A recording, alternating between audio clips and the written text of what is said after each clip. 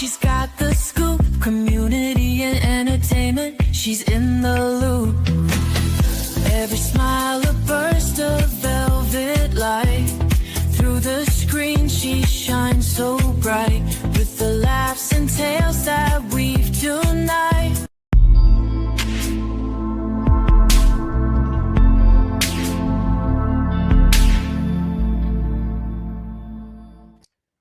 Well, welcome to another episode of SKST Radio, and you're tuned into the Kami Grayson Show. And today I have a special friend. She goes by the name of Dr.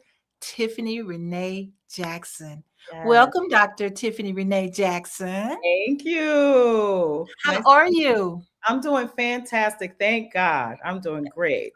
Oh, good. Well, you look great. I love your outfit. You look just beautiful, just radiant.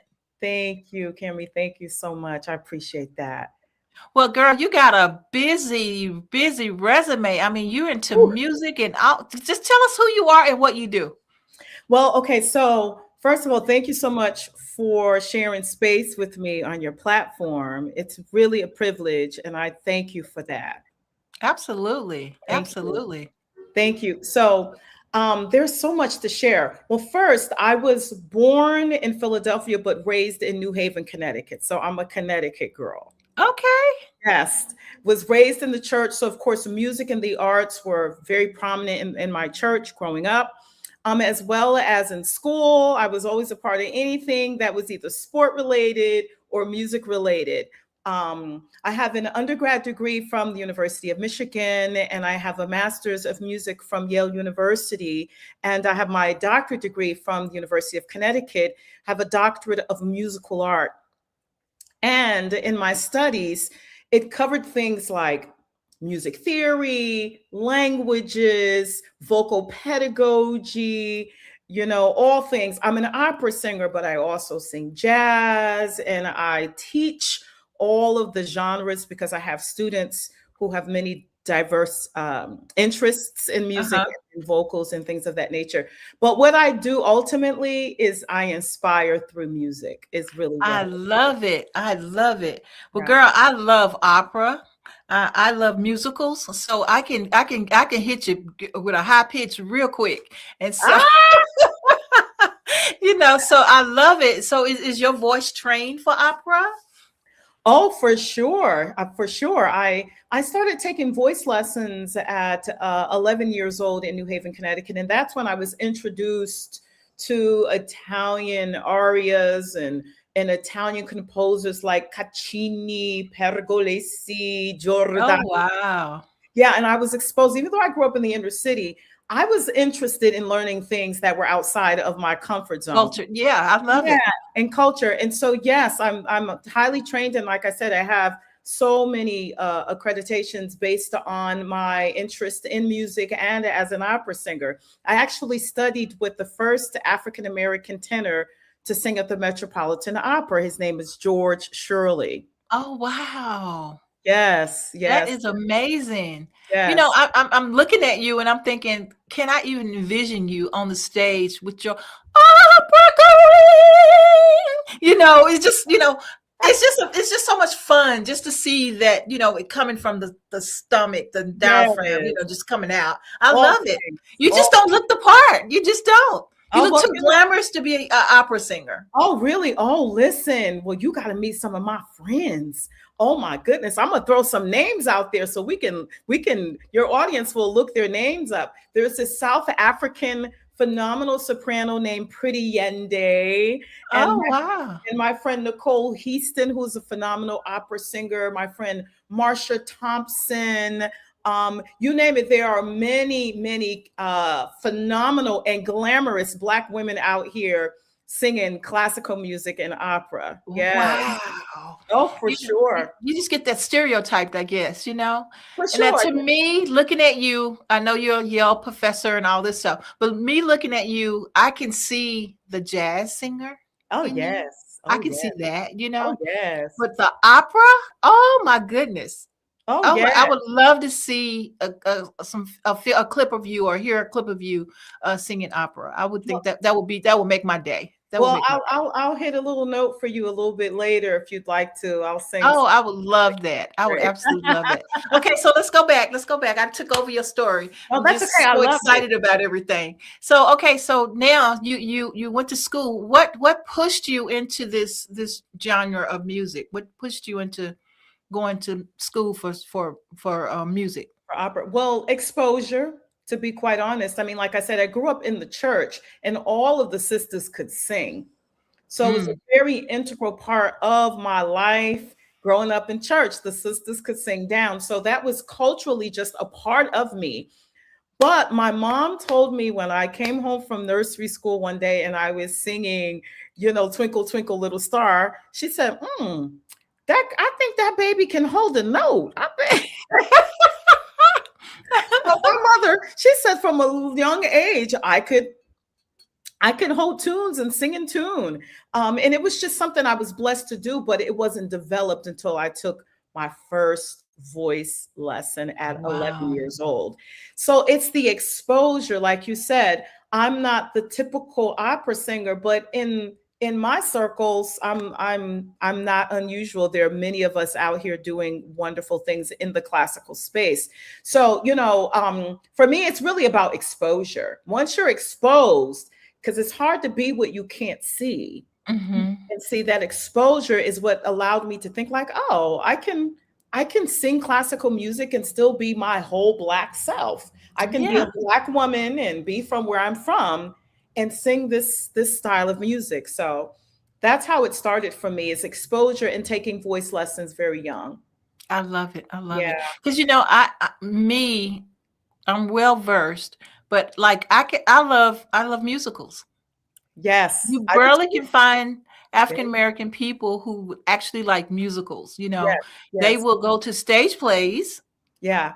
Yeah. those Yeah. type of musicals, but they won't go to the Grand Ole Opera type musicals. You know what I Yes. mean? Yes. They're starting to move into it, like when the Color Purple and things like that. For sure. But before all that, right? Yes. We just didn't go to we was not exposed to that type of art and culture. For sure. I think it just depends as well too on your circles, because I was just in New York for a couple of days and I went to see a Broadway play, and I also went to the Met to see an opera. Um, and it was amazing to me how many Black and brown folks you see there. And so I think in major metropolitan areas like New York, Mhm. and maybe like LA and places like that, where you will see more of us present Mhm. in some Mhm. of those spaces. Because I thought the same thing as well too. I didn't see a lot of Black opera singers, and also really very many singers outside of gospel and R&B until I went to college. Yeah. And Yeah. then when I went to college, I met many Black and brown folks who were conductors, composers, opera Mm. singers, jazz singers, musical theater singers. So I think it just depends on your perspectives and your circles and how widely you've been exposed to these things. I didn't know until I was exposed to them, but Right. we're Right. out here. We out here. Yeah. And it's amazing though. It's just the times, right? I think the Yes, times have changed where yes, we are now professors and we are now, doctors at our craft, right? yes, The music teachers at schools, at the yes, colleges, you know what I mean? And yes, so to go beyond that, then, like your Jennifer Hudsons and people just showing us that we can do it, for sure, for we sure. can do it. Even though I was turned down, guess what? I have a talk show now, you Listen, know? look And here. so we can do it. I guess we shouldn't let things hold us back and tell us that we can't do it. For sure. And also, too, like I said, you know, exposure and knowing the history. Because one of the classes that I've taught in the past is the evolution of American popular forms of music. And one of the things that I learned in school is Black folks, we've been out here. Like in the 1920s and 30s, we had the Ma Rainey's, we had Bessie Smith, we had Mamie Smith. I mean, Black women were the first to record the blues, and a lot of people don't know this, but it wasn't easy for us now. We had to protect our bodies and our money, and, you know, because Bessie Smith, you know, she used to carry a gun with her. Oh, yeah. Bessie Smith owned her own train at that time. It was really extraordinary. Made $2,000 a week at that time, which is a lot of money today. Oh, yeah. So we're out here. It's just if it's not being taught, if we don't know that it existed, it could seem as if it's not a thing. Right. But when I look back into the early 20th century, with the evolution of just Black people coming out of slavery, and then we had the Reconstruction, and then Jim Crow, and all of these different areas. When we talk about things like zeitgeist, we were out doing the thing, especially in the 30s during the Harlem Renaissance. Yeah. We were out there, sis. So since I've been at Hampton, I've been exposing students to our history in the arts and in the performing arts. Because again, it's hard to be what you can't see. So, yeah. You know, we're going to take a quick break, but when we come back, I want to learn Carnegie Hall. I want to learn what that was like, you know? Okay. Because that's one of those places that I've never been, and I would love to know, you know, what that's like. Definitely. All authors. Is your book ready to go from finished to fully seen? The Kami Grayson PR agency is your partner for premium branding, copyright and trademark guidance, cinematic book trailers, polished author websites, media exposure, and monthly marketing support. We don't just promote books, we build. Story has a moment when it finally meets the world. And for author Kami Grayson, that moment is now. This book is more than words on a page. It's a journey, a message,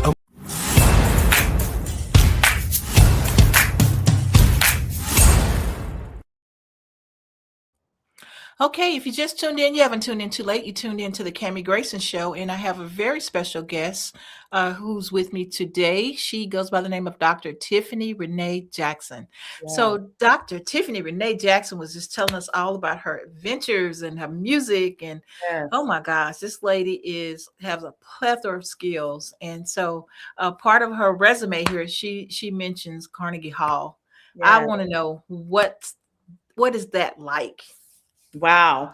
Well, you know, I remember at that time in my life, I had my debut in 2005. I was in my early to mid 30s.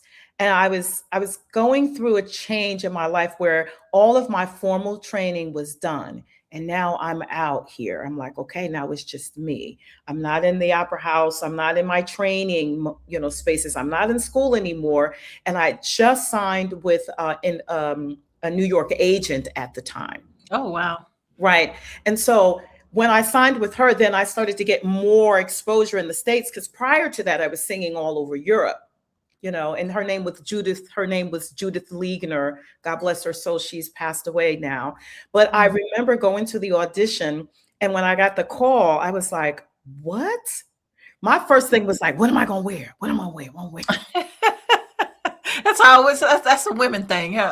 What am I going to wear? So I was thinking right away what I'm going to wear. And if when you go to Carnegie Hall, because one day you should go, there are many different venues within Carnegie Hall. Like you have like the main stage, but then you also have these smaller, venues within the main. And so being on that main stage, what it reminded me of is when Duke Ellington performed there. I'm like, I'm in a space where Duke was. I'm in a space where Mahalia Jackson stood. I'm in a space where Leontine Price stood, who was one of the first international Black opera singers. It put me in the mind of the people that came before us. Yes. The people who paved the way. Yes. Yes. And I believe the first African-American to sing in Carnegie Hall, certainly opera singer, they called her the Black Patty. She was a phenomenal opera singer, had her own opera company back in the 1920s and 30s. And so she was the first to sing in Carnegie Hall. They called her the Black Patty. Wow. Yeah. So why do they call her the Black Patty? Do you know? Well, I know because, at that time, and even prior to that, like in the 19th and 18th century, many of the singers had names that were sort of not, how can I put this? They represented a Black version of a European version. Gotcha. Okay. Right. Okay.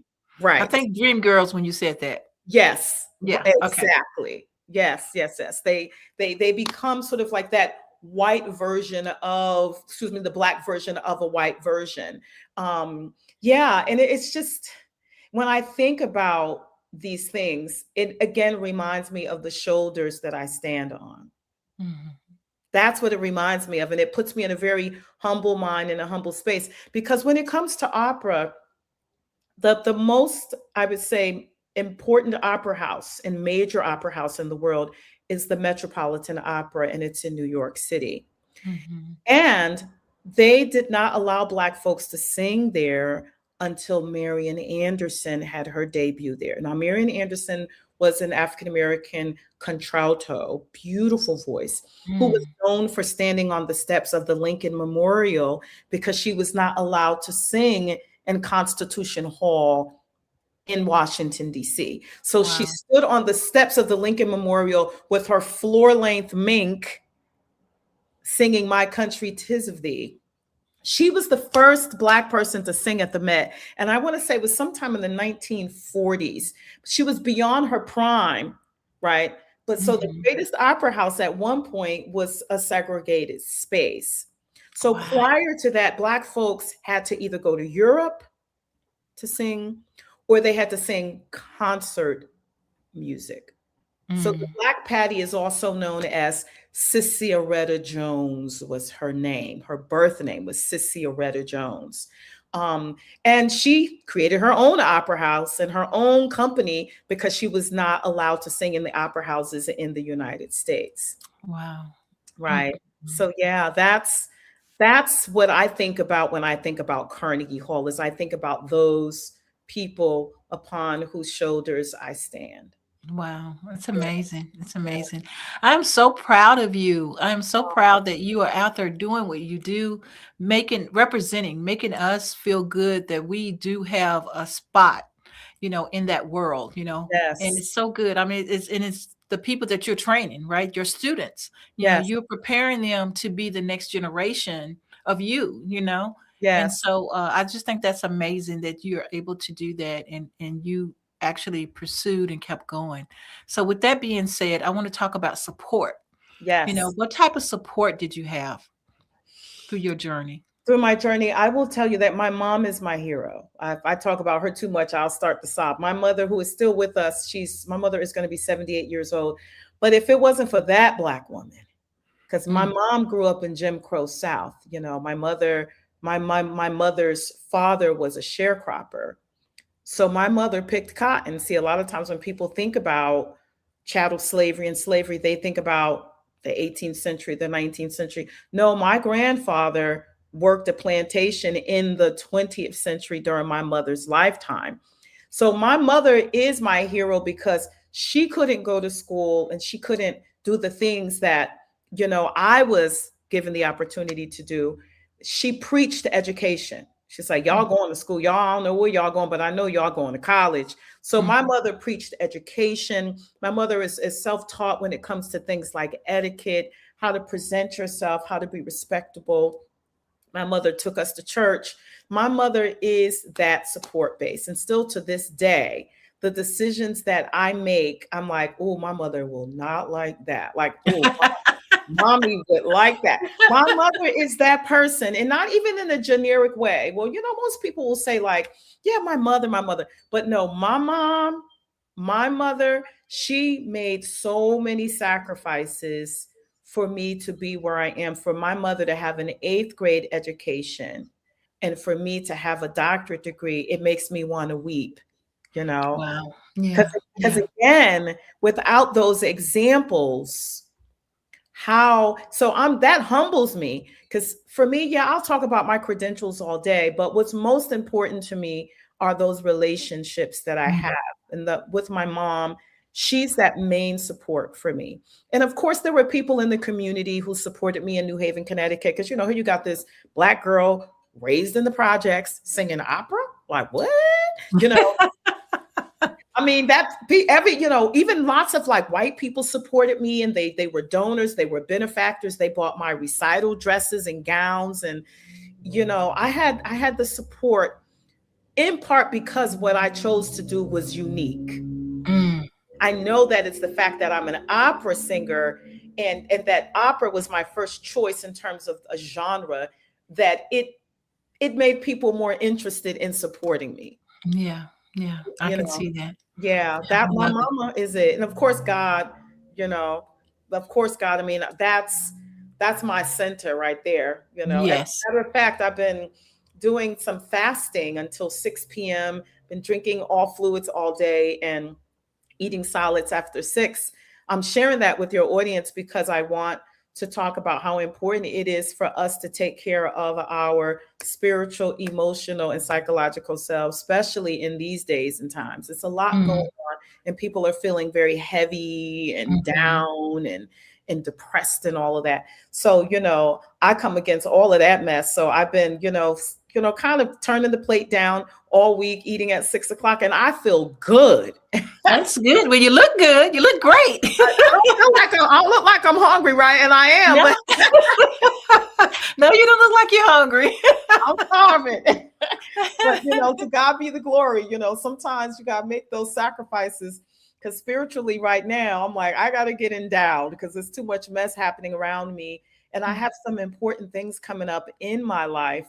And I don't know if we were going to talk about this, but one of them is which I just got hired to be an assistant professor at Florida State University. Wow, FAMU, look at you. Congratulations. Yeah, it's adjacent to FAMU. Florida is FSU, and then FAMU is adjacent. So I'm so glad I still get to be adjacent to the HBCU where I am now.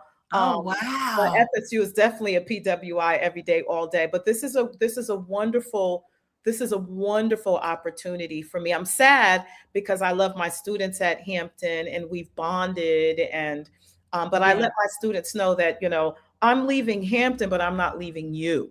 That's different. Once you make those connections are a lifetime. So I'm grateful. So I'm also sacrificing and consecrating because of where I am about to go.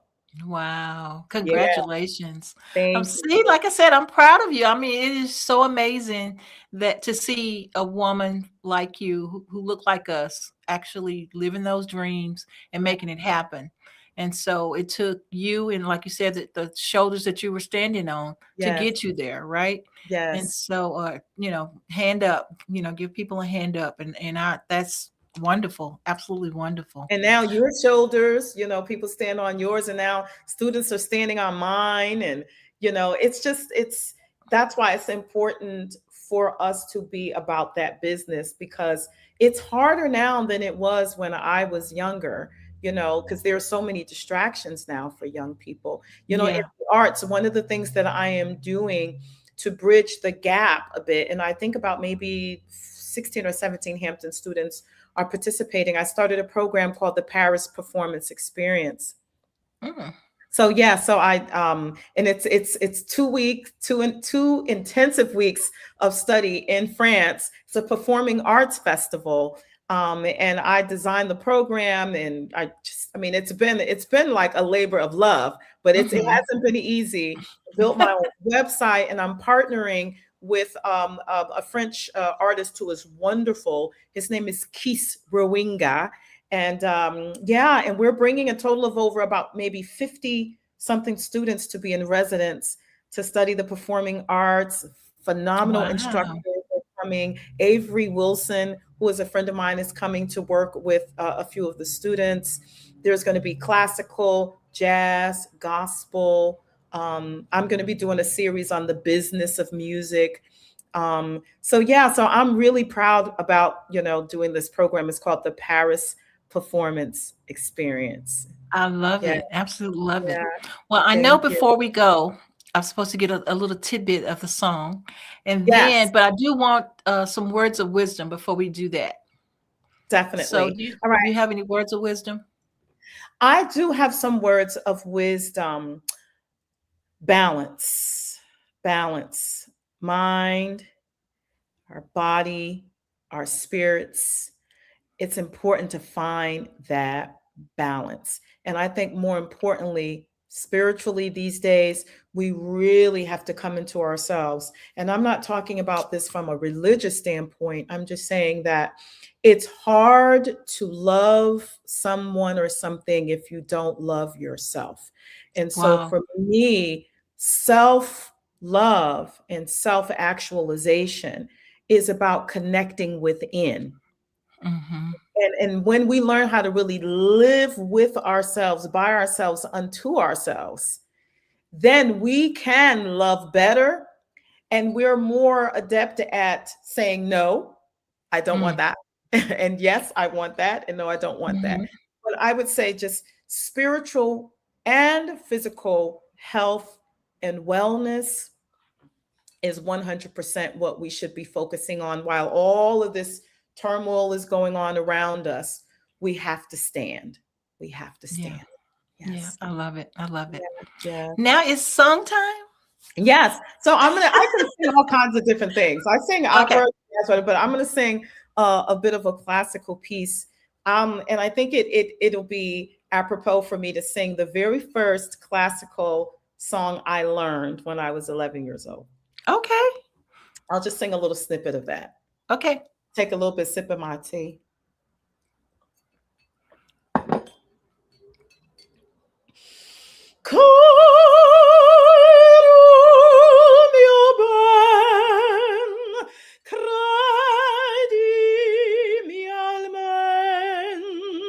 Senza di te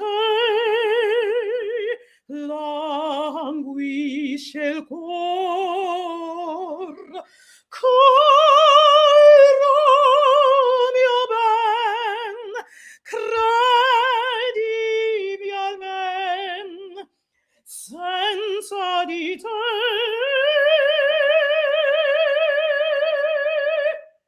languisce il cor. Oh, I love it. So smooth and clear. I just love it. Oh my gosh. Thank you. Thank you for that. Yes. Wow. That was amazing. Oh, I Thank cannot wait you. to hear more of your work. I'm so proud of you. Keep going, keep going, keep going. And, Thank you. and stay in touch with SKST. Let us know what's going on so we can come back and visit with you again. And if you got any projects coming up. What projects do you have coming up, by the way? Oh my goodness. So I'm going to be going to Jackson State University the first week in June, and I'm going to be doing some seminars on branding, on the business of music. Yes, the business side of things. As a creative, we sometimes forget, the business side. Yeah, absolutely. I'm going to be singing a mini concert as well, and maybe doing a small excerpt from my one-woman show I wrote called Rising of the Necessary Diva. So that's coming up. I'm very excited about that. And then, of course, the Paris Performance Experience is July 17th through July the 31st, 2 weeks of teaching and directing in France. Yes. So. I love it. I love it. Tell people how they can get in contact with you. Definitely. So necessarydiva.net. And necessarydiva@gmail.com. All things Necessary Diva. It's my alter ego. I didn't get to talk much about fitness, but I'm also a bodybuilder. Wow, girl. How'd you hold that back? Girl, because we need 2 hours to be talking about all the stuff I got going on. Well, we definitely have to bring you back. I would definitely love to. But yeah, fitness is also an important part of my life. And my brand, Necessary Diva, is the opera singing bodybuilder. And I was on America's Got Talent back in 2011, performing as the Necessary Diva. Wow. So yeah, so that's how people can contact me. Even if they Google Necessary Diva, they'll see a lot of things come up. But certainly necessarydiva.net is my website. I love it. Absolutely love it. Yes. Well, Dr. Thank you so much for being on the show today, girl. Thank you, You just got my cheeks so tired of smiling right now. Thank you for my song. I love it, love it, love it. I am going to play this over. You will get a copy of this show tonight, and you can repost again. And again, thank you on behalf of SKST Radio Network and Podcast Studios, our team here. Thank you so much, and keep going. Thank you. God bless.